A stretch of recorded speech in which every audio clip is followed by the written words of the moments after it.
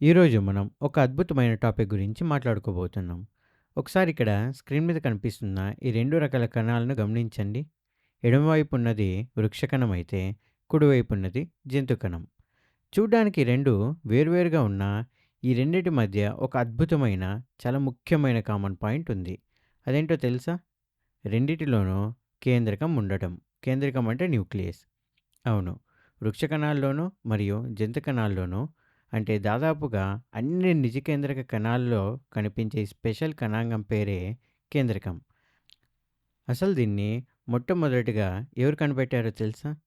1831లో Robert brown అనే ఒక scientist orchid ఆకుల కణాలను పరిశీలిస్తూ దీన్ని గుర్తించారు. లాటిన్ భాషలో న్యూక్లియస్ అంటే అర్థం ఏంటో తెలుసా? కర్నల్. కర్నల్ అంటే ఒక విత్తనం అని. పండులో విత్తనం ఎంత ముఖ్యమో, కణానికి ఈ కేంద్రకం కూడా అంతే ముఖ్యం. కాబట్టి దీనికి ఆ పేరును పెట్టారు. ఇప్పుడు ఏదైనా ఒక పండును ఊహించుకోండి. అందులో విత్తనం ఎలాగైతే కరెక్ట్‌గా సెంటర్‌లో ఉంటుందో, ఈ కేంద్రకం కూడా కణానికి మధ్యలో ఉండి ఒక సీపీయూ లాగా పనిచేస్తుంది.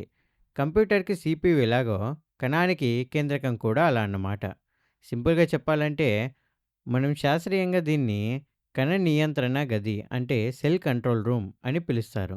వినడానికి చాలా పవర్‌ఫుల్‌గా ఉంది కదా! మరి దీన్ని కంట్రోల్ రూమ్ అని మరియు సీపీయూ అని ఎందుకంటారో మనం ఇప్పుడు డీటెయిల్‌గా తెలుసుకుందాం. ముఖ్యంగా నిజ కేంద్రక కణాల స్పెషాలిటీ ఏంటంటే వాటిలో ఒక పొరతో కప్పబడిన స్పష్టమైన మరియు నిర్దిష్టమైన కేంద్రకం ఉంటుంది.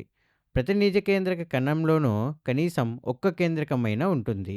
ఎందుకంటే కణం బతకాలంటే ఏం చేయాలో చెప్పే ఒక మాస్టర్ ప్లాన్ అంటే ఒక సీపీయూ ఇందాక చెప్పుకున్నాం కదా! అలాగన్నమాట. అంటే మన డీఎన్ఏ ఈ కేంద్రకంలోనే భద్రంగా ఉంటుంది కాబట్టి ఇది తప్పకుండా ఉండాలి. అసలు ఈ కేంద్రకం కణానికి సీపీయూ లాగా ఎందుకు పనిచేస్తుందో తెలియాలంటే ముందు అది లోపల ఎలా ఉంటుందో మనం జూమ్ చేసి చూడాలి. ఇది దాదాపుగా ఒక బంతిలాగా అంటే గోళాకారంగా ఉండి సుమారు 10 మైక్రోమీటర్ల సైజులో ఉంటుంది. చాలా చిన్నదే. కానీ దీని పని చాలా పెద్దది. దీని లోపల డీఎన్ఏ అనేది క్రోమాటిన్ రూపంలో ఉంటుంది. ఈ క్రోమాటిన్ అనేది డీఎన్ఏ. కొన్ని స్పెషల్ ప్రోటీన్లు మరియు రైబోజోమల్ ఆర్ఆర్ఎన్ఏ అనే వాటితో తయారవుతుంది. కణం మామూలుగా తన పనులు తాను చేసుకుంటున్నప్పుడు అంటే ప్రోటీన్ల సంశ్లేషణ గానీ, రిపేర్లు గానీ చేస్తున్నప్పుడు డీఎన్ఏ ఇలా చిక్కబడ్డ దారాలు ఉండలాగా కనిపిస్తుంది. మీరు ఈ క్రోమాటిన్‌ను ఒక చిక్కుబడ్డ నూలు దారం బంతిలా ఊహించుకోండి. ఇక్కడే ఒక మైండ్ బ్లోయింగ్ ఫ్యాక్ట్ ఉంది. ఒకవేళ మీరు గనక ఆ మైక్రోస్కోపిక్ కేంద్రకం లోపలున్న డీఎన్ఏ దారాన్ని బయటికి తీసి వరుసగా పేర్చితే అది ఏకంగా 2 మీటర్ల పొడవు వరకు సాగుతుంది. కంటికి కనిపించని ఆ చిన్న కణంలో 2 మీటర్ల డీఎన్ఏ ఎలా పట్టిందో ఆలోచించండి. నేచర్ గ్రేట్ కదా! కానీ ఎప్పుడైతే కణం విభజన స్టార్ట్ చేస్తుందో అప్పుడు ఈ చిక్కుబడ్డ క్రోమాటిన్ దగ్గరగా మరియు గట్టిగా మారిపోయి క్రోమోజోములు అనే స్పష్టమైన నిర్మాణాలను ఏర్పరుస్తుంది. ఇదిగో ఇక్కడ స్క్రీన్‌పై కనిపిస్తుంది చూసారా? ఇదే క్రోమోజోమ్. ఇది మీకు ఆల్రెడీ తెలిసే ఉంటుంది. మన ఫ్యూచర్‌లో కణచక్రం మరియు కణ విభజన గురించి చెప్పుకునేటప్పుడు వీటి గురించి ఇంకాస్త లోతుగా మాట్లాడుకుందాం. కేంద్రకం చుట్టూ రక్షణగా 2 పొరలుంటాయి. ఒకటి బాహ్య త్వచం అంటే ఔటర్ మెంబ్రేన్. రెండవది అంతర త్వచం అంటే ఇన్నర్ మెంబ్రేన్. ఈ 2 కలిస్తేనే కేంద్రక త్వచం అవుతుంది. కణంలో ఇలా డబుల్ లేయర్ ప్రొటెక్షన్ ఉన్న వేరే కణాంగాలు ఏమైనా మీకు గుర్తున్నాయా? అవును. మైటోకాండ్రియా మరియు హరిత రేణువు. ఇక్కడ అంతర త్వచమేమో కేంద్రకాన్ని పూర్తిగా కవర్ చేస్తూ ఉంటుంది. కానీ ట్విస్ట్ ఏంటంటే బాహ్య త్వచం అంటే ఔటర్ మెంబ్రేన్ మాత్రం అక్కడితో ఆగకుండా బయటికి విస్తరించి మడతలు పడి అంతర్జీవ ద్రవ్యజాలం అంటే ఎండోప్లాస్మిక్ రెటికులంగా మారుతుంది. దీనిలో మళ్ళీ గరుకు మరియు నునుపు అని 2 రకాలుంటాయి. ఇదే మన కణంలో ప్రోటీన్ సంశ్లేషణ అంటే ప్రోటీన్ సింథసిస్ మరియు లిపిడ్ సంశ్లేషణ అంటే లిపిడ్ సింథసిస్ జరగడానికి మెయిన్‌గా ఉపయోగపడతాయన్నమాట. ఈ కేంద్రక త్వచం నిండా చిన్న చిన్న హోల్స్ ఉంటాయి. వాటినే మనం కేంద్రక రంధ్రాలు అంటాం. ఒక పెద్ద కోటకు ద్వారాలున్నట్టు ఈ రంధ్రాల ద్వారానే పదార్థాలు కేంద్రకం లోపలికి మరియు బయటికి వెళ్తూ వస్తూ ఉంటాయి. ఇక కేంద్రకం లోపలున్న చిన్న మరియు గుండ్రటి నిర్మాణం కనిపిస్తుంది కదా! దాన్నే కేంద్రక అంశం అంటారు. అంటే న్యూక్లియోలస్. ఇక్కడే ఆర్ఎన్ఏ తయారవుతుంది. కణానికి ప్రోటీన్‌లు తయారు చేసే ఫ్యాక్టరీలు ఎవరో తెలుసు కదా! రైబోజోమ్‌లు. మరి ఆ రైబోజోములు తయారు కావాలంటే ఈ ఆర్ఎన్ఏ చాలా అవసరం. కాబట్టి సీన్ ఏంటంటే కేంద్రకంతో తయారైన ఆర్ఎన్ఏ కొన్ని ప్రోటీన్లతో కలిసిన రైబోజోమ్లను రెడీ చేస్తుంది. ఇవి ఆ తర్వాత కేంద్రకం నుండి బయటకొచ్చి కణద్రవ్యంలోకి ఎంట్రీ ఇస్తాయి. అలా బయటకొచ్చిన రైబోజోమ్‌లు కణద్రవ్యంలో స్వేచ్ఛగా తిరగొచ్చు. లేదా అంతర్జీవ ద్రవ్యజాలం మీద అతుక్కొని దాని గరుకు అంతర్జీవ ద్రవ్యజాలం అంటే రఫ్ ఎండోప్లాస్మిక్ రెటిక్యులంగా మారొచ్చు. ఇప్పటిదాకా మనం కణకేంద్రకంలోని పార్ట్స్‌ను చూసాం కదా! అసలు దీన్ని కణం యొక్క సీపీయూ లేదా నియంత్రణ గది అని ఎందుకంటారో ఇప్పుడు లాజిక్‌తో సహా చూద్దాం. ముందే చెప్పుకున్నాం కదా! కేంద్రకంలో క్రోమాటిన్ ఉంటుంది. అది డీఎన్ఏతో తయారవుతుందని. ఈ డీఎన్ఏలో జన్యువులు అనే స్పెషల్ ఏరియాస్ ఉంటాయి. అంటే జీన్స్. మన బాడీకి ఏ ప్రోటీన్ కావాలి, కండరాలు పెరగాలంటే ఏం కావాలి, జుట్టు రంగు ఎలా ఉండాలి అనే కోడింగ్ అంతా ఈ జన్యువుల్లోనే ఉంటుంది. నిజానికి కణాన్ని నడిపించేది ఈ ప్రోటీన్లు. కణం లోపల ఏం పని జరగాలన్నా వెనకాల ఏదో ఒక ప్రోటీన్ హ్యాండ్ ఉండాల్సిందే. మరి ఆ ప్రోటీన్లను ఆర్డర్ వేసి తయారు చేయించడమే మన కేంద్రకం పని. కానీ ఒక్క నిమిషం. ప్రోటీన్ల తయారీ ఏమో బయట రోబోజోముల దగ్గర జరుగుతుంది కదా! మరి లోపల ఉన్న కేంద్రకం దాన్ని ఎలా కంట్రోల్ చేస్తుంది? ఇక్కడే అసలు లాజిక్ ఉంది. డీఎన్ఏ దగ్గర సమాచారం ఉంది గానీ రైబోజోమ్‌లో ఏమో బయట ఉన్నాయి. మరి ఆ ఇన్ఫర్మేషన్ బయటికెలా వెళ్తుంది?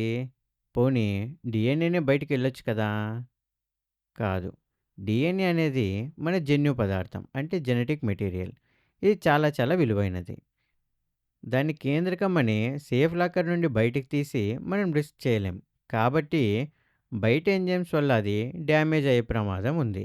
అందుకే డీఎన్ఏ ఏం చేస్తుందంటే తన దగ్గరున్న సమాచారంతో ఎంఆర్ఎన్ఏ లేదా మెసెంజర్ ఆర్ఎన్ఏ అనే ఒక డూప్లికేట్ కాపీని క్రియేట్ చేస్తుంది.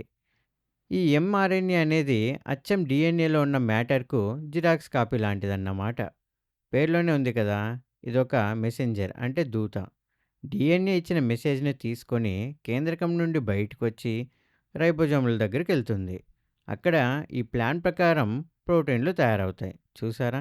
కేంద్రకం కదలకుండానే కణం ఎలా పని చేయాలో ఇన్‌స్ట్రక్షన్స్ ఇస్తూ ఒక పర్ఫెక్ట్ సీపీయూ కంట్రోల్ రూమ్ లాగా పనిచేస్తుంది. సాధారణంగా కణానికి ఒకే కేంద్రకం ఉంటుంది. కానీ కణం చేసే పనిని బట్టి కొన్ని కణాల్లో ఒకటి కంటే ఎక్కువ కేంద్రకాలు ఉంటాయి. అంటే న్యూక్లియలు ఉంటాయి. ఉదాహరణకు మన చేతులు, కాళ్ళల్లో ఉండే చారల కండర కణాలు, అలాగే మన కాలేయ కణాల్లో కూడా ఒకటి కంటే ఎక్కువ కేంద్రకాలు ఉంటాయి. అసలు ఎందుకని? వాటికి అంత స్పెషాలిటీ ఎందుకంటే సింపుల్ లాజిక్. ఇప్పుడు కాలేయం తీసుకోండి. మన బాడీలో ఉన్న విష పదార్థాలను ఫిల్టర్ చేసే అతి ముఖ్యమైన అవయవం అది. ఆ పని జరగాలంటే కాలేయం చాలా ఎక్కువ మొత్తంలో ప్రోటీన్లను ప్రొడ్యూస్ చేయాలి. ఒకవేళ కణానికి 2 కేంద్రకాలు ఉన్నాయనుకోండి, అది డబుల్ స్పీడ్‌తో ఒకేసారి ఎక్కువ ప్రోటీన్లను తయారు చేసుకోగలదు కదా! దీనివల్ల కణానికి చాలా టైం సేవ్ అవుతుంది. అందుకే కాలేయ కణాలకు మల్టిపుల్ న్యూక్లియస్‌లు ఉంటాయి.